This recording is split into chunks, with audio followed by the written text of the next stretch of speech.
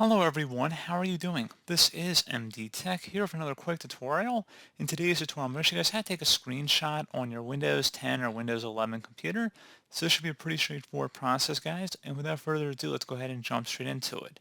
So a couple of different ways on how you can go about this.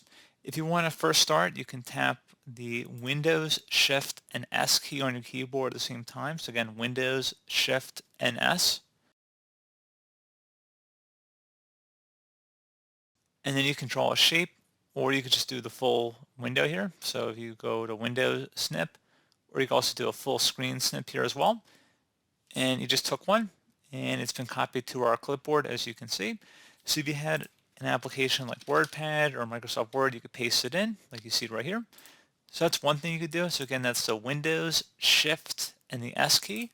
Something else you can do as well, if you open up the snipping or snip and sketch tool, you can go ahead and open that up.